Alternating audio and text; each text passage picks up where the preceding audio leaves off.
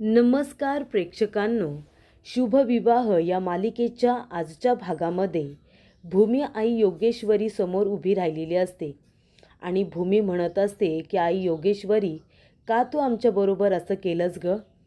तुला माहिती आहे आम्ही सराईत गुन्हेगार नाही, आम्ही साधी सिंपल माणसं होतो ना. आत्तापर्यंत आमच्या वाट्याला कधीच सुख आलं नाही आणि जेव्हा सुख आलं त्यानंतरला रागिनी पटवर्धनने आमच्या क्षितिजाला आमच्यापासून दूर करण्याचा प्रयत्न केला. तिला वाचवण्यासाठी आमच्या हातातून तो गुन्हा घडला. जाणून बुजून आम्ही काही केलं नव्हतं ना, मग तरीसुद्धा आमच्या वाट्याला एवढं मोठं दुःख का आणलंस तू? का इथे अपूर्वा आमच्या आयुष्यात आली आणि तिने इथे सगळे पुरावे गोळा करण्याचा प्रयत्न केला आणि आम्हाला अडकवण्याचा प्रयत्न केला? कशासाठी? तेव्हा प्रेक्षकांनो, इथे आता भूमी देवी आईवरती रागवलेली असते, ती रुसलेली असते. तिला असं वाटत असतं की जे लोक मोठमोठे गुन्हे करतात त्यांना त्यांच्या गुन्ह्याची शिक्षा मिळत नाही, पण आमच्या हातून चुकून जो गुन्हा घडला आहे त्याची मात्र आम्हाला खूप मोठी शिक्षा मिळाली.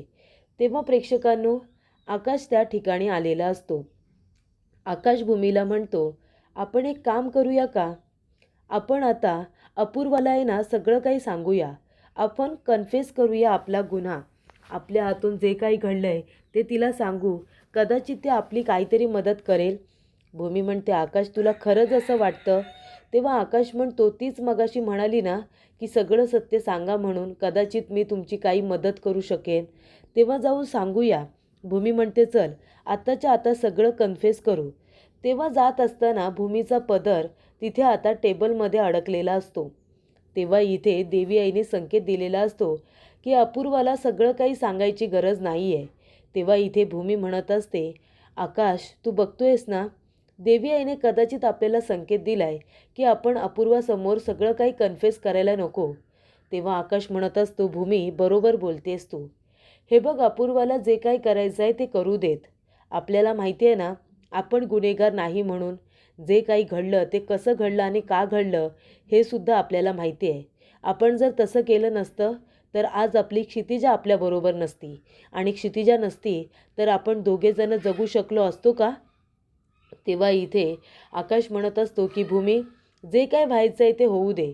तसंही अपूर्वाला आपल्या विरोधात काही पुरावा मिळणार नाही आहे, कारण आपण रागिनी पटवर्धनचा खून करून तिथे कुठला पुरावा वगैरे सोडलेलाच नाही आहे. आपल्या विरोधात कुणी साक्षीदारसुद्धा नाही आहे ज्याला माहिती आहे की आपण खून केला आहे. त्यामुळे इथे आकाश म्हणत असतो की भूमी, मला असं वाटतं आपल्याला घाबरून जमणार नाही. अपूर्वाला जे काही करायचं आहे ते करू देत. तेव्हा आपण लढायचं, शेवटपर्यंत लढायचं, असं आता आकाश म्हणतो. त्यानंतर प्रेक्षकांनो, इथे आता अपूर्वा चव्हाणला विचारत असते की मेघ व्यासने तोंड उघडलं का? तेव्हा तो म्हणतो की नाही, अजूनपर्यंत तरी नाही. तेव्हा अपूर्वा म्हणते, उघडेल, तो सुद्धा तोंड उघडेल. त्याची आता वेगळी ट्रिक शोधून काढावी लागेल. प्रत्येक इथे व्यक्तीला वेगवेगळ्या भाषेत समजवावं लागतं. तुम्ही आता एक काम करा चव्हाण, तुम्ही मेघ व्यासला मी जसं सांगते तसं करा, म्हणजे मेघ व्यास नक्की त्याचं तोंड उघडेल. त्यानंतर प्रेक्षकांनो, रागिनीने सांगितल्याप्रमाणे पौर्णिमाने एक लिंक पाठवलेली असते आणि ती लिंक पाठवलेली असते इथे आता अपूर्वाला. आणि तेव्हा प्रेक्षकांनो, अपूर्वाला आता लिंक पाठवल्यानंतर तिच्या हाती आकाश आणि भूमी यांच्या विरोधामध्ये खूप मोठे पुरावेसुद्धा लागलेले असतात.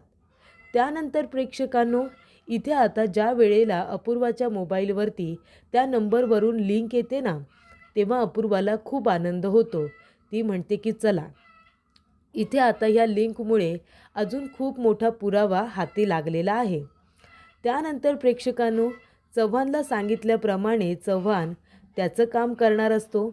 तर इथे आता अपूर्वा आलेली असते आणि लॅपटॉपला ती लिंक आता ओपन करण्यासाठी पेनड्राईव्ह अटॅच करते.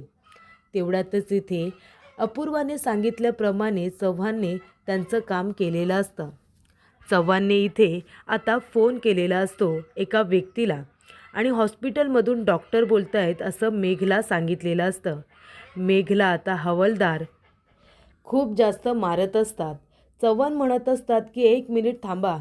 काय रे मेघ, अजूनपर्यंत तोंड उघडलं नाही आहेस ना तू? तेव्हा ते म्हणत असतात, हे घे, हॉस्पिटलमधून फोन आले डॉक्टरांचा, तुझ्या आईची क्रिटिकल कंडिशन आहे, त्यांच्याबरोबर बोलून घे. तेव्हा इथे डॉक्टर म्हणत असतात की मेघ, तुझ्या आईची तब्येत ठीक नाही आहे, शेवटचं तुम्ही नातेवाईक त्यांना भेटून जा. तेव्हा इथे चव्हाण म्हणत असतात, काय रे, काय करायचं आहे आता बोल. तेव्हा मेघ म्हणत असतो, मी तुमच्यासमोर हात जोडतो, मला जाऊ द्या, शेवटचं तरी माझ्या आईला मला भेटू द्या. तेव्हा प्रेक्षकांनो, इथे आता इन्स्पेक्टर म्हणत असतात की तुला तर कधीच अपूर्वा मॅडमने जायला सांगितलं आहे. आकाश महाजन विरोधामध्ये जे काही तुला माहिती आहे ते सगळं सांग आणि तू तुझ्या आईला भेटायला जा. तेव्हा इथे मेघ म्हणतो, ठीक आहे, सांगतो, सगळं काही सांगतो तुम्हाला. त्यानंतर प्रेक्षकांनो, आकाश इथे भूमीला म्हणत असतो, मला काय वाटतं आपण गायकवाड सरांना फोन करूया का. इथे अपूर्वा आपल्यावरती कसा पर्सनल राग काढते हे आपण त्यांना सांगू. तेव्हा भूमी म्हणते, पण गायकवाड सर विश्वास ठेवतील का. अपूर्वा आपल्या घरातली आहे आणि ती आपल्यावरती पर्सनल राग कुठला काढते हे आपण काय सांगायचं त्यांना. आणि आपण त्यांना फोन केला आहे याचा अर्थ त्यांना आपल्यावरती संशय येईल ना, की नक्कीच काहीतरी चुकीचं केलं आहे म्हणून. तेव्हा आकाश म्हणतो, मग वकिलांजवळ बोलूया का. जर इथे अपूर्वा आपल्याला अरेस्ट करायला आली तर आपण अटकपूर्व जामीन इथे मंजूर करून ठेवूया ना. भूमी म्हणते, नको आकाश, जर आपण तसं केलं तर आपला गुन्हा सिद्ध होईल आणि कधीतरी आपल्याला अरेस्ट होईल, म्हणून आपण अटकपूर्व इथे जामीन मंजूर करून ठेवला आहे असं वाटेल सगळ्यांना. तेव्हा इथे आकाश म्हणतो, मग काय करायचं आता. जर इथे अपूर्वाने आपल्याला अरेस्ट केलं तर काय करायचं. क्षितिजाची काय अवस्था झाली होती माहिती आहे ना तुला भूमी. ज्या वेळेला सगळे क्षितिजाच्या समोर आपल्याला क्रिमिनल बोलले होते तेव्हा इथे अपूर्वा तिला आपल्या विरोधात अजून भडकवत होती. त्यानंतर आपली क्षितिजा शाळेपासून घरपर्यंत रडत आली होती. तिच्याबरोबर काय काय घडलंय तू बघितलंस ना. आपल्याला इथे जर शिक्षा झाली तर क्षितिजाच्या मनावरती त्याचा वाईट परिणाम व्हायला नको, फक्त मला एवढंच वाटतं. तेव्हा इथे भूमी म्हणते, आकाश, होईल काहीतरी, सगळं काही चांगलं होईल, तू नको काळजी करू. तेवढ्यातच तिथे मानसी आलेली असते. मानसी म्हणत असते, ताई, अगं क्षितिजाला काय झाले मला खरंच काही कळत नाही आहे. सकाळी पोलीस आले होते तर हवे तेवढे प्रश्न विचारते मला की ते का आले होते, कशासाठी आले होते. तेव्हा मला काय वाटतं, तुम्ही दोघेजणं जरा बोला ना तिच्याशी, तिला समजवा. तेव्हा इथे आकाश म्हणतो, आता कोण आहे तिच्याजवळ. आता बलदेव दादा तिथे बसले, तिला समजवतायत, पण तुम्ही दोघांनीसुद्धा तिच्याबरोबर थोडं बोलून घ्या, म्हणजे तिच्या मनातली भीती जाईल. तेव्हा इथे आकाश भूमी म्हणतात, ठीक आहे, आम्ही तिच्याबरोबर बोलतो. मानसी म्हणते, तुम्ही नक्की बोला, मी तिच्यासाठी काहीतरी खायला करते. आणि तेव्हा प्रेक्षकांनो, भूमी इथे आता देवासमोर हात जोडते आणि म्हणत असते की माझ्या कुटुंबाला सुखरूप ठेव, कुणावरतीही कुठल्याही पद्धतीचं संकट येऊ देऊ नकोस देवा. तेव्हा इथे भूमी आकाश आता दोघेजणं खूप मोठ्या धर्मसंकटात सापडलेले असतात. त्यांना कळत नसतं, एका बाजूला आड तर एका बाजूला विहीर झालेली असते. मानसीला आता त्यांची सिच्युएशन समजत असते. मानसीला असं वाटत असतं की काहीतरी घडलं आहे, पण नक्की काय घडलं आहे हे तिला माहिती नाही आहे. पण तिची निष्ठा एवढी मोठी आहे की ती भूमी आणि आकाशवरती जरासुद्धा संशय घेत नाही. तेव्हा प्रेक्षकांनो, आकाश म्हणतो, भूमी काय करायचं मग. आपल्यावरील गुन्हा जर सिद्ध झाला तर तसंही आपल्याला अरेस्ट होणारच आहे. आणि तेव्हाच इथे आता मेघला अरेस्ट केले ही बातमी आकाशला समजलेली असते. आकाश म्हणतो, भूमी, अगं मेघच्या माणसाचा मला मेसेज आला आहे, मेघला अरेस्ट झाले. मेघने त्याला सांगून ठेवलं होतं पुढे जाऊन जर कधी असं काही घडलं तर आकाशला मेसेज दे म्हणून, आणि तो मेसेज आता आकाशला मिळालेला असतो की मेघला अरेस्ट करण्यात आले. तेव्हा प्रेक्षकांनो, अपूर्वाने इथे घरातल्या सर्व माणसांना बोलावलेलं असतं. तेव्हा बलदेव म्हणतो, काय झालं अपूर्वा, आम्हाला काय इथे बोलावलेस. तेव्हा अपूर्वा म्हणत असते, कारण आता तुम्हाला सगळ्यांना महत्त्वाची गोष्ट सांगायची आहे. तेव्हा इथे आता तिने पुन्हा बोर्डवरती लिहिलेलं असतं की गेम ओव्हर, आणि ती म्हणते की आकाश आणि भूमी गेम ओव्हर झालेला आहे. तुम्हाला माझा खूप राग आला असेल ना, म्हणजे मी तुमची चौकशी केली, तुमचं इंट्रोगेशन केलं, रागिनी पटवर्धन यांची केस मुळात मी पुन्हा सुरू केली, हेच तुम्हाला आवडलं नव्हतं, बरोबर ना. मी तुमचा रागराग केला, तुम्हाला प्रश्न विचारले, तुमचा अपमान केला, तुम्हाला खूप राग आला असेल, पण काय करणार, हे पोलिसांचं कामच आहे ना, ते मला करावंच लागतं आणि ही पोलिसांची ड्युटी आहे, मग मी हे सगळं करणारच होते, बरोबर की नाही. तेव्हा इथे अपूर्वा म्हणत असते की कसं आहे ना आकाश आणि भूमी, आत्तापर्यंत तुम्ही तुमचा गुन्हा लपवण्यासाठी खूप प्रयत्न केले, अगदी खूप, पण आता आम्हाला सगळं काही कळलेलं आहे. तेव्हा बलदेव म्हणतो, तुला काय कळलंय आणि तू कुठल्या पुराव्यांच्या आधारे भूमी आकाशवरती हे आरोप करतेस आणि बोलतेस? तेव्हा अपूर्वा म्हणते, हो मला माहिती होतं तुम्हाला पुरावे लागणार आहेत आणि माझ्याकडे सगळे पुरावे आहेत जे मी तुम्हाला आता दाखवणार आहे.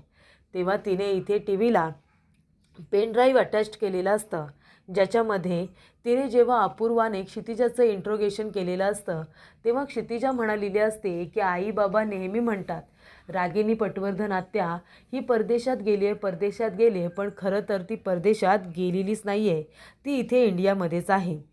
हे आता क्षितिजाने सांगितल्यानंतर अपूर्वा म्हणत असते की जेव्हा हे बोलणं तिने आम्हाला सांगितलं तेव्हाच मला कळलं होतं की जर त्या परदेशात गेलेल्या नाही आहेत म्हणजे त्या इथेच आहेत, भारतामध्येच आहेत ना.